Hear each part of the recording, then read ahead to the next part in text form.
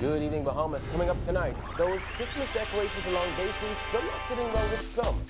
More on that BTC probe coming as early as next week. There are a few changes to the Junkanoo parade and how one cop is making a difference in his community.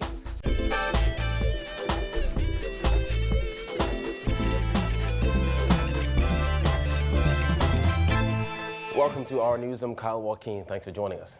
Topping news tonight, a primary school student could have done a better job at decorating downtown Nassau for the holidays, according to Fort Charlotte MP Dr. N.J. Rollins, who is hitting out at the government for awarding a $334,000 contract to a company owned by a former PLP cabinet minister for this year's Christmas decorations. Decrying the money spent as a waste, Rollins said the decorations looked like someone threw up some fabric around some trees and then added a few lights. Dana Smith reports.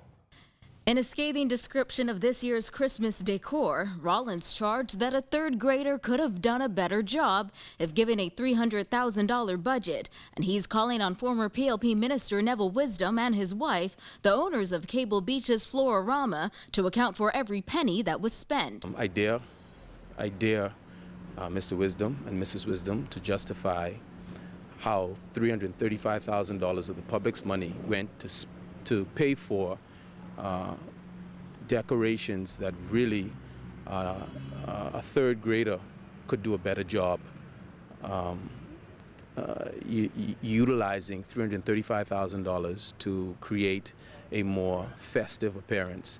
It looks as though somebody just threw up some fabric around some trees, added a few lights. After it was revealed that government spent $334,000 on downtown Nassau's Christmas decor, F&M Deputy Peter Turnquest charged on Tuesday the government clearly did not get value for money. He branded the decorations hideous and amateurish at best and called on the government to get their money back. Rollins said he agrees. And I'm not discrediting for one moment the effort that was made to try to incorporate the cultural community, Junkanoo artisans, in putting together a couple of costumes or Junkanoo pieces. But to suggest that that amounts to even a small fraction of $335,000, I think, is absurd. The Ministry of Tourism said Flororama was the lowest bidder for this year's decorations. One company submitted a quote of more than $500,000, while the other submitted a quote of nearly $430,000. The ministry said the decision by Flororama to involve a large number of Junkanoo artisans from the various groups, mixing the colors of the season with the traditional lights, are aimed at creating a unique Bahamian Christmas celebration. But Rollins said he believes the PLP's decision to spend so much money on the decorations is an affront to its supporters. That's a kickback for a party supporter, huge waste of public funds. It's really atrocious that the PLP thinks so little of the Bahamian people that they could even justify or dare to do something like that just before an election. Reporting for Our News, I'm Dana Smith. Thanks, Dana. Well, the Select Committee of Parliament set to probe the controversial sale of the Bahamas Telecommunications Company could announce as early as next week how it intends to proceed, according to Committee Chairman Shane Gibson. He said that it was important to have a lawyer on the team. As you know, in the sitting before the last, Dion Smith has actually replaced Leslie Miller as a member of the committee because we thought it was important to have a lawyer on the committee. And so he's that person, and so I spoke with him, and we're looking at, hopefully, if we don't have the first hearing this week, it'll be next week for sure when we'll have our first hearing. When asked when the findings will be made public, Gibson said the public will be the first to know. Let's put it this way, right? You will know exactly what it is we're doing. We don't have to guess and speculate. And so once we sit down in our first meeting, we'll outline as the process and the procedure, and we will share it with the public to make sure that everybody understands exactly how we will proceed in gathering the information. Well, we're just a day away from the start of the country's biggest festival. Thousands will flock to Bay Street in just a matter of hours for the 2016 Boxing Day Junkanoo Parade, and this one is said to be one of the hottest contested parades in years.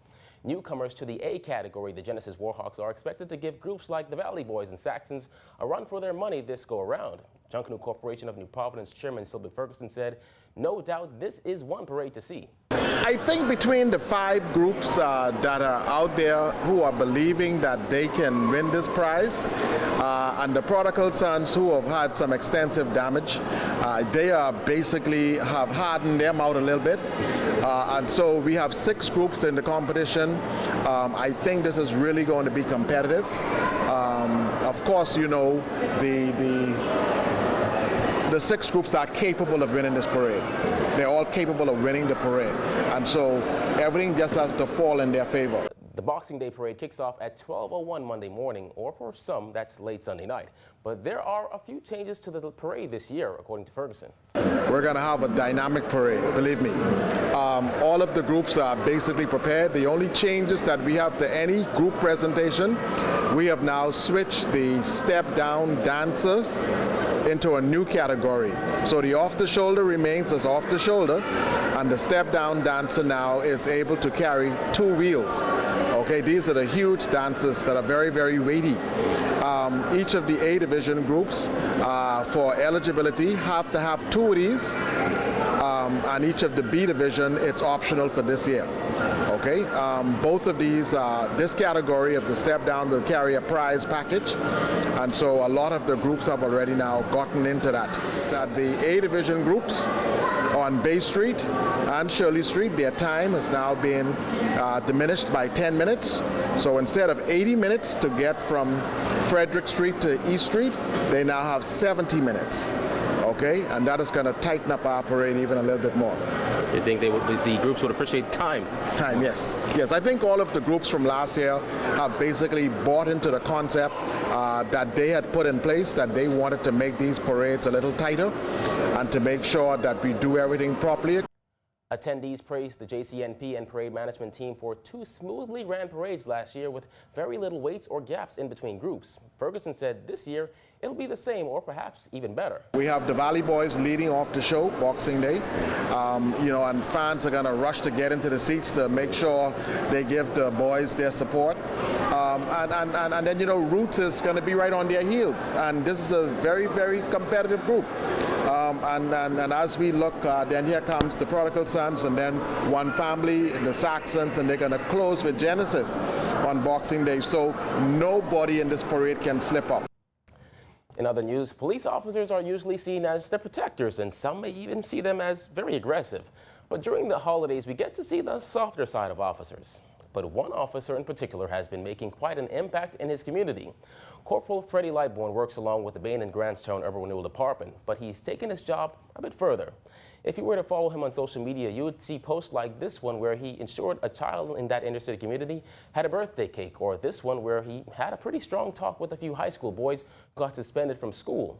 But for Freddie, it's about helping those young men who remind him so much of himself growing up. But you know, Kyle, I was born and raised in the hood, Montelites. These guys from Baintown, it's a different hood, but it's all one hood.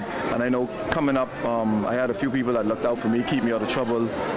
Basketball, video games, tennis shoes. So I just wanted to pass it along to people less fortunate than I was. A lot of the times I see your posts online, you use your own money to do this. He was one of the cops who took dozens of Bain and Grantstown kids shopping this past week to get whatever they wanted. The corporal said giving back to the community should be more than just talking and saying what's needed. He said the country would be a better place if people would start putting their words into action. Coming up, a lot of people used to tell us a lot of things, but you could tell these kids anything. You know, we looking out for you, we can be there for you. But at the end of the day, kids hungry, they need shoes, they need books, and you need money to do these things. And a lot of times, you know, God has blessed me with some things, so I just try to help out where I could. 20 for lunch, 80 for shoes, or whatever. Whatever I have, I try to help the fellas out, so they don't have to break into one house for it. They don't have to do nothing out the way for it. They don't have to steal. He said what warms his heart in all of this are the bonds made and to see the positive turnaround in the kid's life. Well, I have chess club champ, 3-point students, head boy at Woodcock. So I think we're doing some things. We got Nelson, who grades came up all the way up. So I think it's a positive effect. Freddie says he doesn't do any of this for credit or acknowledgement, but here's how he wants to be remembered. Well, these guys can remember me. They can remember me when they're growing up. They can look at that money they could steal and be like, you know what? I could go ask corporate librarian for that. So I don't have to pick up that $2 because he can give me it anyway. So they can remember me. I don't need to be remembered by anyone else. When our news returns, the University of the Bahamas putting focus on research. Stay with us.